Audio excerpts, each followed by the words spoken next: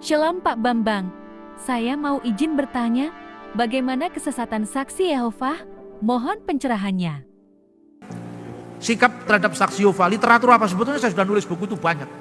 Saya nulis buku itu mungkin ada sekitar 30 judul. Baik itu buku teologi, buku budaya, buku kebangsaan itu banyak. Salah satu buku yang menjawab saksi Yehova itu judulnya Haruskah Anda Percaya pada Saksi-Saksi Yehova? Itu gara-gara saya jalan-jalan dapat traktatnya orang saksi Yehova. Haruskah engkau percaya kepada Allah Tritunggal?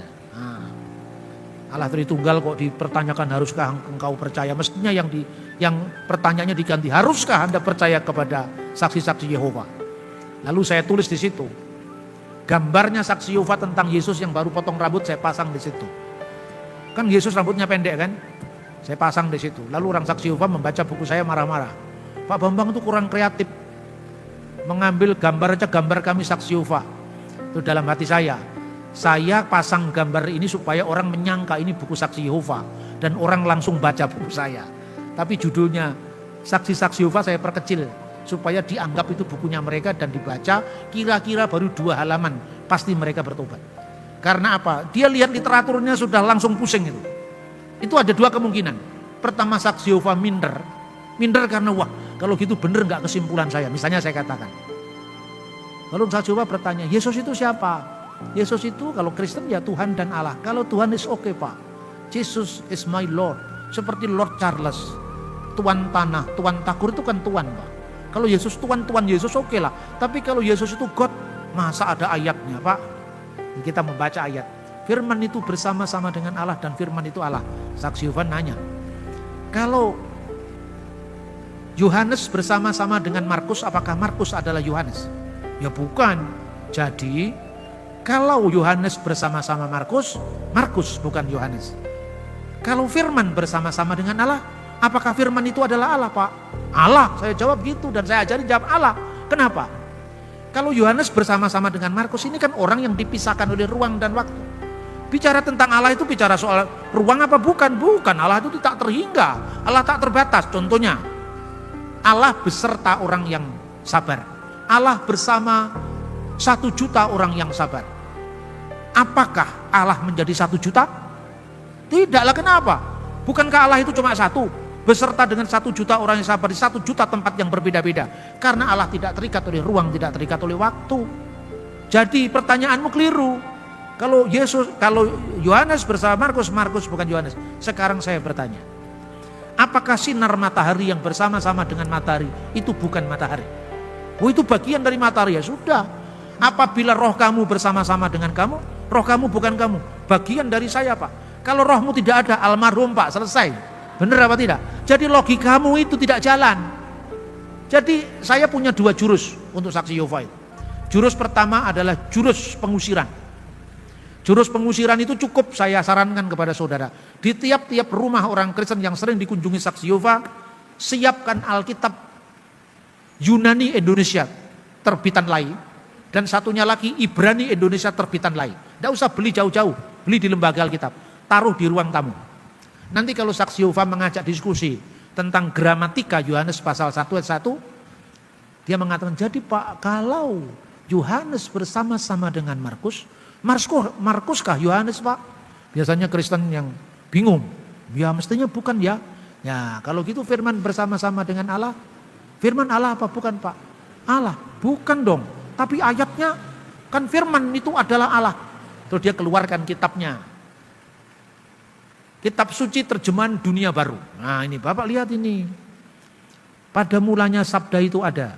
Sabda itu bersama-sama dengan Allah huruf besar. Sabda itu suatu Allah huruf kecil. Nah ini Pak.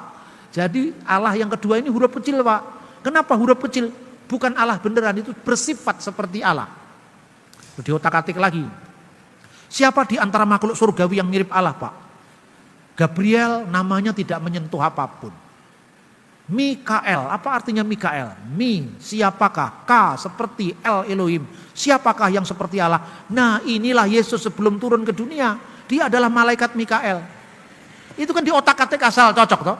Terus saya tanya gini, saya juga punya Mikael, siapakah seperti Allah? Sekarang saya bandingkan bahasa Indonesia. Cantik itu menarik, cocok enggak? Oh, cocok Pak, setiap orang cantik itu menarik untuk dipandang mata. Ya, menarik itu artinya juga menyeret. Cocok Pak, jadi cantik artinya menyeret. Enggak begitu Pak, lah itu logikamu. Salah itu logikamu. Nah itu latihan seperti itu. Kalau Anda tidak cukup untuk melakukan argumentasi secara teologis, cukup.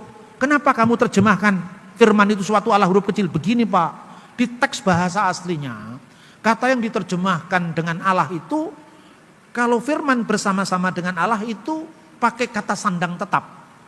Tapi untuk firman adalah Allah tanpa kata sandang tetap. Coba sekarang kalau jemaat biasa diajak ngomong begitu, kira-kira nyambung apa tidak? Kan kelihatannya saksi Yehova ini paling pinter kan? Enggak, itu hanya ilmu yang dihafal. Makanya saya tunjukkan ini Alkitab bahasa Yunani, Indonesia Anda taruh di ruang tamu. Ketika dalam bahasa aslinya Pak, itu tidak ada kata sandang, langsung kamu buka. Tolong dianalisis teks aslinya, ini dalam bahasa Yunani. Pasti dia pamitan. Itulah jurus pengusiran. Ya, tapi kalau jurus penobatan ajak cerita tadi. Kalau Yohanes bersama dengan Markus, Markus bukan Yohanes. Tapi kalau firman bersama Allah, firman harus Allah. Karena apa itu tadi? Allah itu keberadaan yang metafisik. Tidak bisa ini hitung dengan aspek ruang dan waktu. Ini mirip aja pertanyaan orang yang suka mengganggu kita itu. Orang Kristen itu paling bodoh di dunia. 1 tambah 1 tambah 1, masak dengan 1. Kan 3. Terus saya tanya, siapa yang nyuruh nambah? Kan nambah kamu kalikan. Coba 1 kali 1 kali 1, tetap 1. Kalaupun ditambah, Tuhan itu tak terhingga. Kalau 1 ditambah 1 kan 1 terhingga, 2 terhingga, 3 terhingga. Sekarang kamu tambahkan, tapi tak terhingga, tambah tak terhingga, tambah tak terhingga Pak. Tak terhingga juga. Jadi salah metodologimu. 1, kedua. Ini ganti saya yang mengganggu. Apa keesaan Tuhan itu penting? Penting sekali Pak. Enggak terlalu penting itu. Jadi orang mengatakan keesaan Tuhan penting, saya ngomong enggak penting. Penting bagi manusia, tidak penting bagi Allah. Untuk apa? Ketika Tuhan menegaskan identitasnya, dia tidak mengatakan akulah Allah yang esa. Tidak ada ilah selain aku. Ketika Tuhan menegaskan identitasnya kepada Musa, aku adalah aku. Keberadaannya yang diungkapkan, bukan jumlahnya dulu. Ketika kemudian Tuhan sudah menyelamatkan bangsa Israel, ya kan ini contoh umat ini. Akulah Tuhan Allahmu yang membawa engkau keluar dari tanah Mesir dari tempat perbudakan. Baru kamu sudah ditolong oleh Tuhan. Sekarang apa balasanmu kepada Tuhan? Jangan ada ilah lain di hadapan hadiratku. Itu bentuk komitmen umat kepada Tuhan. Nah sekarang tarik mundur ke belakang. Sebelum ada umat Israel, sebelum ada manusia, sebelum ada malaikat, sebelum alam semesta, Tuhan dengan siapa? Tuhan sendiri Pak. Waktu tidak ada yang lain kecuali Tuhan, karena Tuhan belum menciptakan apa-apa. Apa butuh kata Maha Esa? Loh maksudnya Pak, yang lain belum ada, untuk apa 1 kalau tidak ada 2? Untuk apa 1 kalau tidak ada 3, 4, 5? Adanya 1 itu karena ada yang lain 2, 3, 4, 5. Benar apa tidak? Karena itu yang Maha Esa itu enggak terlalu penting. Bingung, pusing kepalanya. Makanya kita gunakan teologi yang kontekstualisasi kepada mereka-mereka yang suka mengganggu. Kalau teologi kontekstual untuk kaum adat itu lebih mudah. Orang dari hukum adat itu asal Anda beradat, itu Anda enggak jadi batu sandungan. Mereka tidak mengerti dan kita kasih pengertian. Tapi yang menjadi sulit adalah orang yang sok mengerti, ini yang jadi masalah. Ini harus ada metodologi sendiri. Minta maaf yang sebenarnya harus saya katakan. Banyak sekolah-sekolah seminari belum berpikir terobosan ini. Apa yang saya pikirkan? Bagaimana komunikasi lintas agama, komunikasi lintas budaya, strategi komunikasi tidak menyakiti orang lain, tidak berperkara dengan orang lain, aman secara hukum, ramah secara budaya, namun tetap benar secara iman. Itulah konsep bersaksi tanpa melukai.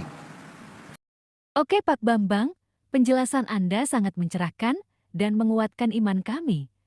Terima kasih, Tuhan Yesus memberkati.